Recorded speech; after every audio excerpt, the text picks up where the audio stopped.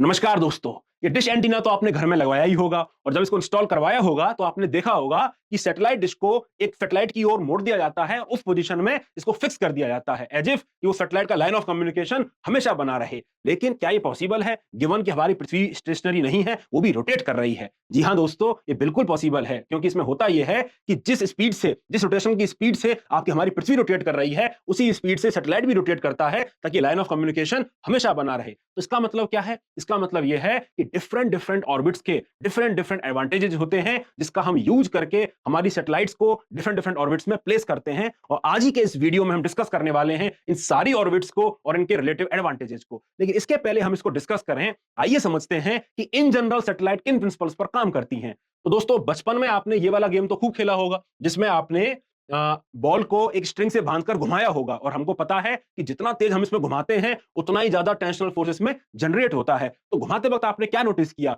एक तो ये नोटिस किया होगा कि इस बॉल की टेंडेंसीज घूमने की वजह से क्या होती है, बाहर जाने की होती है। तो बेसिकली इस पर एक सेंट्रीफ्यूगल फोर्स लगता है जो इसको बाहर की ओर धक्का देता है। ये हम इन जनरल भी अगर घूमे ऐसे करके तो भी हम बाहर की ओर फेंकते हैं, ठीक है। अनदर इंपॉर्टेंट पार्ट इज कि सेंट्रीफ्यूगल फोर्स है, it is balanced by the tensional force in the string. जो स्ट्रिंग में टेंशनल फोर्स है ये इससे बैलेंस होता है और जब तक ये दोनों फोर्स बैलेंस होते हैं हम इस बॉल को घुमा सकते हैं। लेकिन बाई चांस अगर ऐसा हो जाए कि हम इसको इतना तेज घुमाने लगे, अगर तेज तेज घुमाएंगे तो क्या होगा, ये बाहर की ओर फोर्स जो है तेज तेज जाएगा, सेंट्रीफ्यूगल फोर्स बढ़ने लगेगा और ये क्या होगा, इस स्ट्रिंग में जो टेंशन है वो भी बढ़ने लगेगी। तो ऐसा हो सकता है कि जो स्ट्रिंग है ये ब्रेक हो जाए, इसमें इतनी टेंशन आ जाए ये ब्रेक हो जाए। उसके इसमें क्या होता है, ये बॉल बाहर की ओर छटक जाती है, हमसे बाहर चली जाती है। तो हमको क्या समझ में आ रहा है? हमको ये समझ में आ रहा है कि किसी भी ऑब्जेक्ट को जब हम रोटेट कराते हैं तो उसमें एक फोर्स बाहर की ओर लगता है, दैट इज सेंट्रीफ्यूगल फोर्स, और एक फोर्स अंदर की ओर लगता है, जो दोनों बैलेंस होने चाहिए अगर हम उस ऑर्बिट को मेंटेन करना चाहते हैं। क्या मैं आप मानेंगे अगर मैं आपसे कहूं कि अंदर का फोर्स अगर मैं किसी और फोर्स से बैलेंस कर दूं तो भी तो ये जो बॉल है वो रोटेट करेगी? जी हां दोस्तों, इसी प्रिंसिपल पर हमारे जो प्लैनेट्स हैं वो स्टार के चारों तरफ चक्कर लगा रहे हैं, हमारे सन के चारों तरफ चक्कर लगा रहे हैं। तो बेसिकली इस केस में भी यही होता है कि पृथ्वी जब सन के चारों तरफ चक्कर लगाती है तो एक बाहर का जो सेंट्रीफ्यूगल फोर्स है वो बैलेंस हो जाता है किससे? ग्रेविटेशनल फोर्स से। जो काम यहां पे ये टेंशनल फोर्स कर रहा था, जो टेंशनल फोर्स कर रहा था वो काम यहां पे ये अंदर का ग्रेविटेशनल फोर्स करता है, क्योंकि ये भी पृथ्वी को अपने ओर खींच रहा है, ठीक है। तो बेसिकली जब तक ये दोनों फोर्स बैलेंस है पृथ्वी इसके चारों तरफ चक्कर काटती रहेगी। आ रही है आपको बात समझ में? तो आपको ये भी समझ में आ रहा होगा कि जितना ऑब्जेक्ट दूर होता होता चला जाएगा उतना ही ग्रेविटेशनल फोर्स भी कम होता होता चला जाएगा, और जितना ये ग्रेविटेशनल फोर्स कम होता होता चला जाएगा उतना ये बाहर की ओर जो सेंट्रीफ्यूगल फोर्स है उसका रिक्वायरमेंट भी कम होता होता चला जाएगा। और जैसे ये बाहर की ओर फोर्स भी रिक्वायरमेंट कम होगा तो इसका मतलब इसकी जो स्पीड है, जो इसका रोटेशनल स्पीड है वो भी कम होती हुई चली जाएगी, ठीक है। आप ऐसा भी इसको समझ सकते हैं कि जब बॉल को आप बहुत तेज घुमा रहे थे तो आउटवर्ड फोर्स बहुत ज्यादा लग रहा था, और जब बॉल बहुत धीरे घूमती है तो आउटवर्ड फोर्स थोड़ा धीरे लगता है। एग्जैक्टली सेम मैकेनिज्म प्लेनेट के संग भी होता है, जो एक स्टार की चारों तरफ चक्कर काटता है। जितना हम दूर जाएंगे सेंटर से उतना ही ग्रेविटेशनल फोर्स कम लगेगा, और जो बाहर का सेंट्रीफ्यूगल फोर्स है उसका रिक्वायरमेंट भी कम होता हुआ चला जाएगा और उसकी जो स्पीड है वो कम हो जाएगी। तो दोस्तों, इसी प्रिंसिपल का यूज करके हम सैटेलाइट को भी लॉन्च करते हैं। सैटेलाइट में भी हम यही करते हैं, हम पृथ्वी के चारों तरफ ऐसे ही सैटेलाइट को छोड़ देते हैं जिससे उनका जो रोटेशन की वजह से सेंट्रीफ्यूगल फोर्स बाहर की ओर लग रहा है वो बैलेंस हो जाता है पृथ्वी पर काम करने वाले ग्रेविटेशनल फोर्स से, ठीक है। तो इस तरह से डिफरेंट डिफरेंट ऑर्बिट डिजाइन करी गई हैं। तो दोस्तों, हम देख सकते हैं एक बहुत फेमस और इंपॉर्टेंट ऑर्बिट है जिसका नाम है जियो स्टेशनरी ऑर्बिट। तो जियो स्टेशनरी ऑर्बिट में क्या होता है, हम देख सकते हैं कि जियो स्टेशनरी ऑर्बिट का जैसे नाम से ही क्लियर है, स्टेशनरी। स्टेशनरी का मतलब कि अगर हम पृथ्वी के किसी पॉइंट से हम उसको देखेंगे तो सैटेलाइट हमको अपनी जगह पे फिक्स नजर आएगा। तो ये कब हो रहा था? जब पृथ्वी का जो रोटेशन का जो पीरियड है वो सेम हो जाए सैटेलाइट के रोटेशन के पीरियड से। तो basically it should be like this, अगर ये सैटेलाइट है और ये पृथ्वी है तो दोनों संग संग संग संग घूम रहे हैं, ताकि इन दोनों का लाइन ऑफ कम्युनिकेशन बना रहा है, जैसा कि मैंने आपको डिश एंटीना के केस में आपको समझाया था, ठीक है। तो वैसा ही केस दोस्तों जियो स्टेशनरी ऑर्बिट में होता है। तो इसका मतलब क्या है, अब आपको पता है कि अब हमको पता पड़ गया कि इसकी रोटेशन की जो स्पीड है वो कितनी होनी चाहिए, 24 आवर के समझ होनी चाहिए। ये भी 24 आवर का इसको चक्कर लगाना चाहिए। तो इतनी स्पीड, रोटेशन की स्पीड 24 आवर जो इसको रोटेशन का पीरियड देगी, तो इसका मतलब उससे एक डेफिनेट डिस्टेंस भी आएगी, क्योंकि उसी स्पीड के करस्पॉन्डेंस उस पे एक बाहर की ओर फोर्स जा रहा होगा जिसको हम सेंट्रीफ्यूगल फोर्स कहेंगे। तो जैसे जैसे ग्रेविटेशन का फोर्स लगता है तो इससे इसकी डिस्टेंस कैलकुलेट होती है और रफली आती है 36,000 किलोमीटर। 36,000 किलोमीटर। तो हम समझ सकते हैं कि बेसिकली एक ऐसा ऑर्बिट है जो इक्वी डिस्टेंस है और जो इक्वेटोरियल प्लेन में लाई करता है। आप देख सकते हैं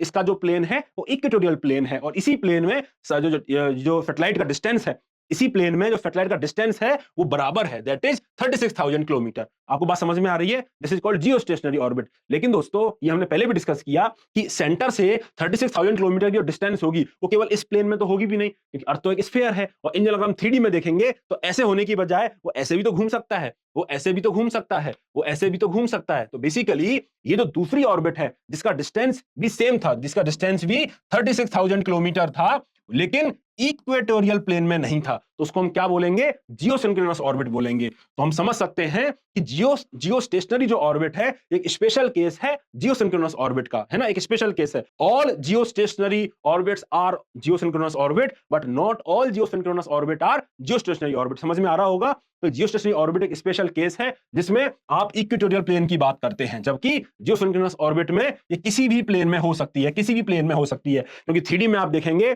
और आप 36,000 किलोमीटर का एक डिस्टेंस लेके चलेंगे तो वो इस प्लेन में भी ऐसे भी घूम सकता है और वो ऐसे भी घूम सकता है, ठीक है। तो basically depending upon the plane हम geosynchronous and geo stationery orbit को डिसाइड कर सकते हैं। लेकिन इस दोनों में एक चीज अंतर आ जाती है, अंतर ये आ जाती है in the case of Jio stationery orbit, चूंकि इक्वेटोरियल प्लेन में रहता है तो सारे पॉइंट से इसका डिस्टेंस जब बराबर रहता है तो ये क्या है, ये अपनी पोजीशन में फिक्स नजर आता है। आपको बताया था ना कि रोटेशन पीरियड सेम है, तो अपनी पोजीशन में ये फिक्स नजर आएगा। लेकिन जियो स्टेशनरी केस में चूंकि ये एंगल पर रहता है और एंगल पे रहने की वजह से ये अपनी जगह फिक्स नजर नहीं आता, ऑसिलेट करता हुआ नजर आता है। तो बेसिकली एक ऐसा एक 8 का फिगर आपको बनता हुआ दिखेगा कि सैटेलाइट सपोज ऐसे मूव कर रहा है, लेकिन वो ऐसे मूव इसलिए कर रहा है क्योंकि एक एंगल पर ये ऑर्बिट है, ठीक है।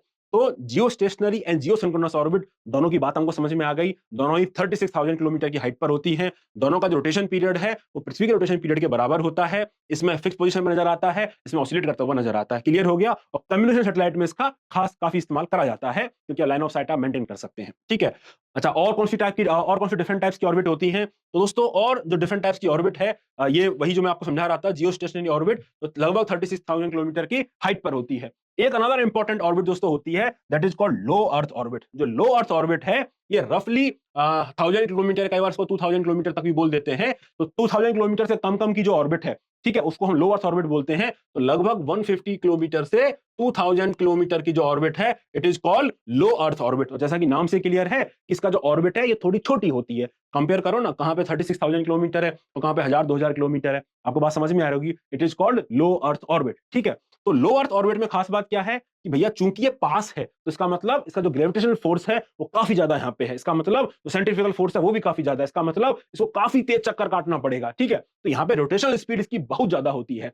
तो लो अर्थ ऑर्बिट में जो सैटेलाइट होती हैं ये मल्टीपल टाइम चक्कर काट देती हैं 24 घंटे में। यहाँ पे तो एक ही बार चक्कर काटा 24 घंटे में, लेकिन यहाँ पे मल्टीपल टाइम चक्कर कट रहा है 24 घंटे में। तो दोस्तों लो अर्थ ऑर्बिट में जो सैटेलाइट होती है वो मल्टीपल टाइम्स एक पॉइंट पर आ सकती है। तो इसका एक फायदा ये होता है कि हमको अगर मॉनिटरिंग करनी हो बार बार किसी जगह की तो वहां भी इसका इस्तेमाल कर सकते हैं। दूसरा, चूंकि हाइट थोड़ी कम है, लो अर्थ ऑर्बिट है, हाइट थोड़ी कम है, तो इसका एक और इस्तेमाल ये हो सकता है कि हाई डेफिनेशन इमेज हम इससे खींच सकते हैं। मतलब इमेज का जो रेजोल्यूशन है वो काफी अच्छा निकल के आएगा। तो अगर हमको उस तरह का फोटोग्राफ खींचने हो तो वो भी लो अर्थ ऑर्बिट से हम इस्तेमाल करते हैं। और चूंकि इसकी हाइट कम है, लो अर्थ ऑर्बिट ही है, तो हमको जो प्रोपल्शन है, जो रॉकेट को जो फ्यूल हमको देना है उसका रिक्वायरमेंट भी कम हो जाता है। तो काफी ऊंचा हमको ले जाके इसको सैटेलाइट को नहीं छोड़ना है। तो इसीलिए जो डिफरेंट इंटरनेशनल स्पेस स्टेशन की आप बात कर लीजिए, इंडिया का प्रपोज गगनयान की आप बात कर लीजिए, हबल टेलीस्कोप की बात, ये सारी चीजें हमारी लो अर्थ ऑर्बिट में ही पोजीशनड हैं, लो अर्थ ऑर्बिट में ही प्लेस करी गई हैं, ठीक है। अब लो अर्थ ऑर्बिट और जियो स्टेशनरी या जियो सिंक्रोनस ऑर्बिट के बीच की जो ऑर्बिट है दोस्तों उनको मीडियम अर्थ ऑर्बिट कहा जाता है। और इस मीडियम अर्थ ऑर्बिट में बहुत सारी कम्युनिकेशन सैटेलाइट, ठीक है, और इसी मीडियम अर्थ ऑर्बिट में बहुत सारी पोजीशन जो सैटेलाइट है, पोजीशन सिस्टम की सैटेलाइट्स हैं वो डाल रखी हैं डिफरेंट कंट्रीज ने। फॉर एग्जांपल आप जीपीएस की बात कर लीजिए, आप गैलीलियो की बात कर लीजिए, ठीक है। तो ये सारी सैटेलाइट मीडियम अर्थ ऑर्बिट में है, that is between Jio stationery orbit या 36,000 kilometre and between 1000 two 2000 kilometre. इसके बीच में जो मीडियम अर्थ ऑर्बिट है उसमें हमने ये पोजीशन जो सैटेलाइट्स हैं ये लॉन्च कर रखी हैं। Another important case is that is polar satellites, ठीक है। पोलर सैटेलाइट में क्या होता है, तो यहां पे तो हम देख रहे हैं कि जो सैटेलाइट्स हैं ये इस प्लेन में चक्कर काट रही हैं, ठीक है, वेस्ट टू ईस्ट चक्कर काट रही हैं। लेकिन कुछ सैटेलाइट वेस्ट टू ईस्ट जाने की बजाय नॉर्थ टू साउथ जाती हैं और ये पोल के ऊपर चक्कर काटती हैं। तो दोस्तों इनको हम पोलर सैटेलाइट बोलते हैं, पोलर सिंक्रोनस सैटेलाइट्स बोलते हैं।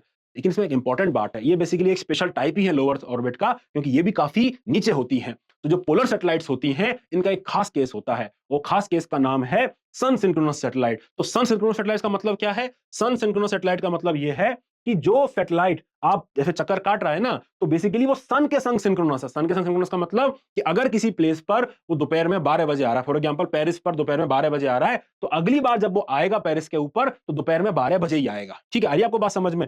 आपको नहीं समझ में आ रहा तो आप थोड़ा इसको देख सकते हैं। ये जो ऑर्बिट है, ये ऐसे सन सिंक्रोनस ऑर्बिट में ये सैटेलाइट चक्कर काट रही है, अर्थ रोटेट कर रही है, and it is design in such a manner कि आप देख सकते हैं कि एक डेफिनेट टाइम पे ही वो एक पर्टिकुलर एरिया के ऊपर आ रहा है। तो दोस्तों इसका एक खास इस्तेमाल होता है। इसका इस्तेमाल ऐसे होता है कि हम किसी भी एरिया को, चूंकि हम सेम सोलर टाइम पे उसको क्रॉस कर रहे हैं, तो हम लॉन्गिट्यूडनल स्टडी कर सकते हैं। फॉर एग्जांपल हमको देखना है कि भैया पेरिस में दोपहर के 12 बजे का टेम्परेचर क्या है, और इसकी स्टडी हमको करनी है सालों साल। तो हम इस स्टडी को बहुत आसानी से कर सकते हैं, क्योंकि हमारा जो रेफरेंस पॉइंट है वो दोपहर में 12 बजे फिक्स हो चुका है। लेकिन अगर मैं करता कि भाई एक बार सुबह 6 बजे आ रही है, एक बार शाम को 6 बजे आ रही है, एक बार रात में 12 बजे आ रही है वो सैटेलाइट, तो मेरे लिए वो स्टडी के बहुत ज्यादा मायने नहीं रह जाएंगे, क्योंकि जो कंपैरिजन है उसका जो कंपैरिजन मैं कर रहा हूं उसका रेफरेंस बार-बार शिफ्ट हो रहा है। तो ये लॉन्गिट्यूडनल स्टडी करने के लिए ये जो सन सिंक्रोनस सैटेलाइट है ये बहुत काम आती है। उसका सिंपल रीजन है कि सेम सोलर टाइम पे उस एरिया को विजिट करती रहती है। ठीक है, another important category of satellite is दोस्तों जियो ट्रांसफर ऑर्बिट। जियो ट्रांसफर ऑर्बिट बेसिकली क्या होते हैं दोस्तों? जब कोई सैटेलाइट लॉन्च किया जाता है पृथ्वी से, येलो वाला पार्ट लॉन्च का है, तो आगे जाके वो जो पेलोड है वो थोड़ा अलग हो जाता है। ठीक है, और पेलोड अलग होने के बाद ये जो ब्लू वाला पाथ आप देख रहे हैं, इलिप्टिकल जो ऑर्बिट देख रहे हैं, it is called Jio transfer orbit. तो ये इसको बोलते हैं पेरिजी, बेसिकली पास वाला पॉइंट, पी से मतलब पास, और ये होगा अपोजी, बेसिकली दूर वाला पॉइंट। और इस इलिप्टिकल ऑर्बिट में ये सैटेलाइट अब घूमने लगता है। ठीक है, और सैटेलाइट जब इलिप्टिकल ऑर्बिट में घूमता है और जब ये 36,000 किलोमीटर के आसपास पहुंच जाता है, तो इसको जियो स्टेशनरी ऑर्बिट में प्लेस कर दिया जाता है। जियो स्टेशनरी या जियो सिंक्रोनस ऑर्बिट में प्लेस कर दिया जाता है। तो आप देख सकते हैं कि ये जो ऑर्बिट हमने यूज करी, ब्लू वाली, not dead dash, dead dash तो हाइपोथेटिकल है, तो पूरी कभी चक्कर काटेगी नहीं, लेकिन जब इसको ये वाली ऑर्बिट हमने यूज करी तो इसको बोलते हैं जियो ट्रांसफर ऑर्बिट। तो जियो ट्रांसफर ऑर्बिट का हम यूज करते हैं सैटेलाइट्स को अपनी पसंदीदा ऑर्बिट में लॉन्च करने के लिए। Similarly there are orbits called highly elliptical orbit. आप देख सकते हैं कि these orbits are not circular. इसके पहले की जो हमने ऑर्बिट पढ़ी थी वो सर्कुलर ऑर्बिट थी। These are called highly elliptical orbits. आप देख सकते हैं कि ये कितना ज्यादा एलिप्टिकल है, कुछ कुछ पार्ट पृथ्वी के बहुत पास हैं, कुछ पार्ट पृथ्वी के बहुत दूर हैं। तो ये वाली सैटेलाइट का भी इस्तेमाल हम करते हैं डिफरेंट डिफरेंट पोजीशन से मॉनिटर करने के लिए एंड कम्युनिकेशन करने के लिए। तो आई होप दोस्तों आपको डिफरेंट डिफरेंट टाइप्स के जो ऑर्बिट्स हैं वो समझ में आए होंगे, उनके रिलेटिव एडवांटेजेस क्या हैं और सैटेलाइट उनका यूज कैसे करते हैं ये आपको समझ में आ गया होगा। तो आप कमेंट करके बताइए कि अगला वीडियो आप किस टॉपिक पर देखना चाहेंगे। तब तक के लिए happy learning, bye bye, take care.